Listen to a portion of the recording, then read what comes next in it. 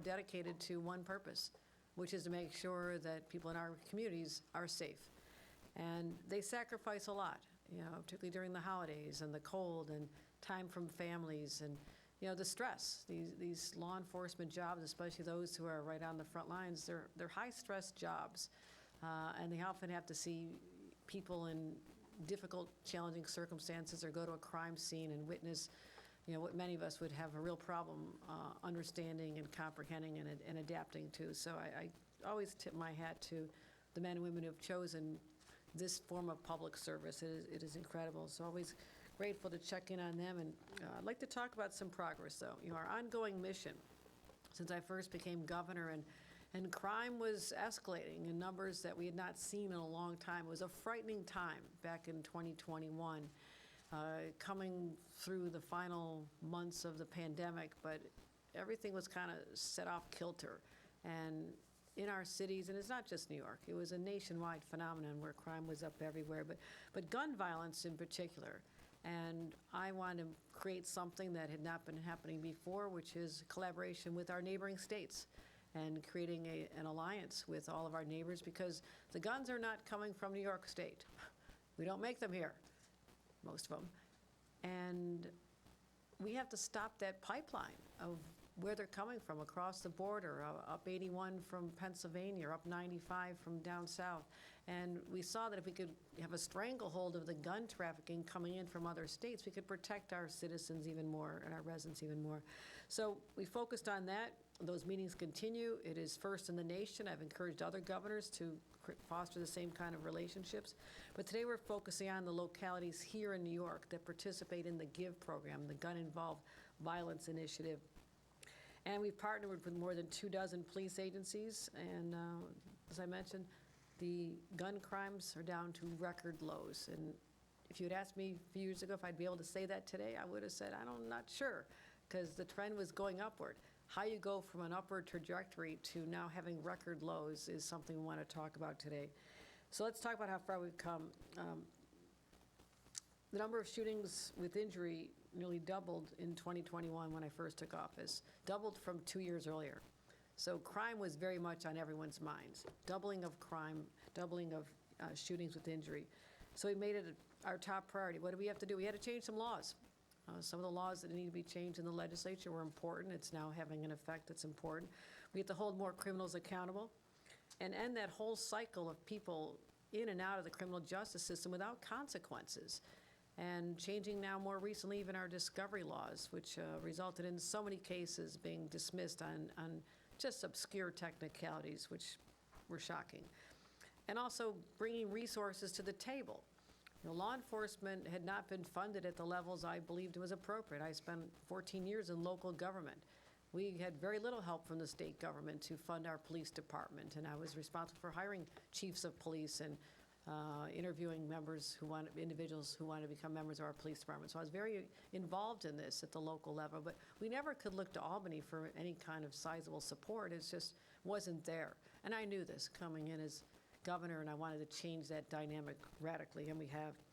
We funded police and public safety now at record levels, $3 billion over the last few years. That is staggering. But every dime has gone to a purpose that I consider so worthy. And what is it using? I've been going all over the state, from Long Island up to Buffalo, to see exactly how they're using the money we've deployed. They're equipping our officers with the best crime-fighting technology, whether it's license plate readers or whether it's in-vehicle computer systems that connect to others, whether it's the drone technology. I have seen everything.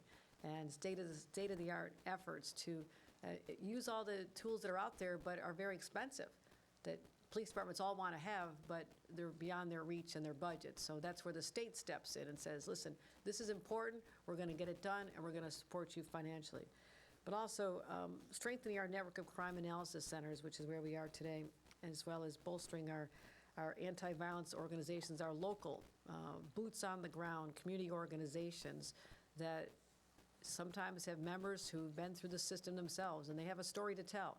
They are the trusted people that can go into a community and talk to young people about finding a different path in their lives and not going down the path that they had gone on. So that is a powerful tool that we use in all over the state, and I'm really proud of the work they do there as well.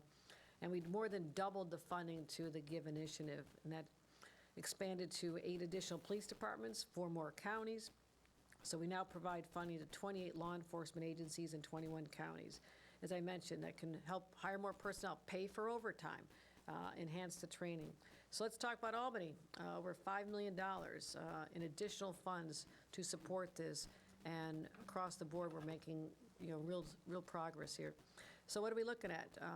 Hotspots policing. I just saw examples of this on the big board in the Crime Analysis Center, and saw where they can track on a map where the hotspots are occurring over time, and they shift.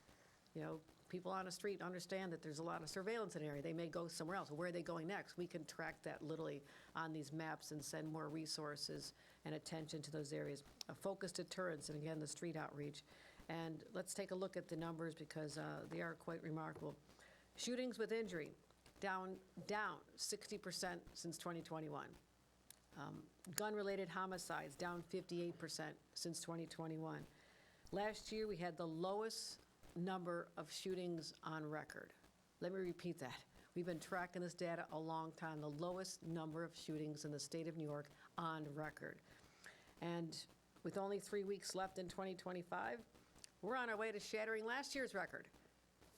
So we're keeping it going. We're keeping the momentum going. It was not just a one-off and we're done and we're mission accomplished. We're still moving forward to drive the numbers down even more so. So when they told me all this, I said, this year as well, on top of last year's record? They said yes, because I could never get out of my mind how bad things had gotten.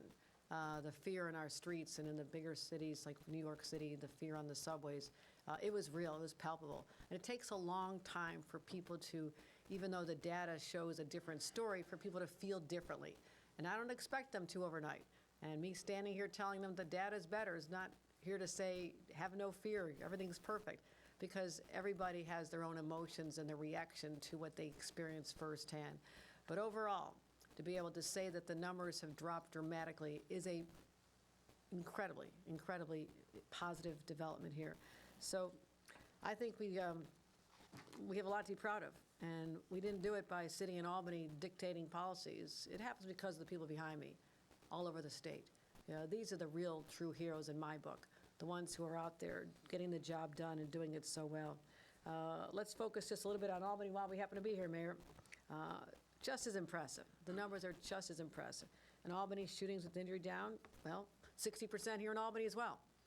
And reflect on these numbers, what it means is there's a lot more people going to enjoy the holidays, not visiting a loved one who was shot in a hospital, who's now in a hospital bed, or even worse, having to go to a wake or a funeral home instead of having that person at their holiday dinner. This is what it means. These are real people's lives that are still there because we made a real difference. And I hope that the people who have dedicated themselves to this cause, and it is a cause, have a sense of at least some satisfaction to know that New Yorkers sleep better at night, knowing that the men and women in uniform and all the agencies and the support system around them are working for them. We sleep better at night.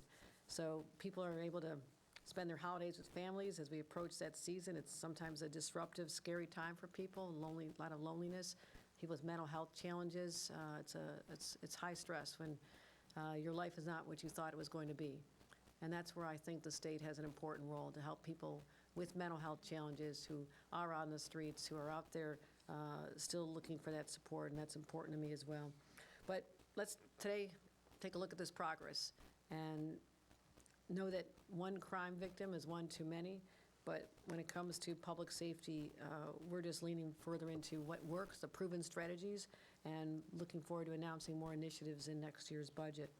So we won't telegraph our budget yet. Still working on it. A lot of numbers, but let's keep building on the momentum. Whether you live in Albany or Auburn or Buffalo or Binghamton or Long Island in the North Country, our job is to keep you safe.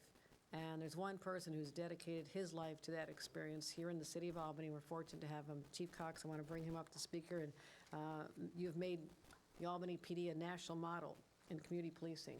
And that is something we're all enormously proud of. So let's hear it from the Chief of Police and thank him for his service.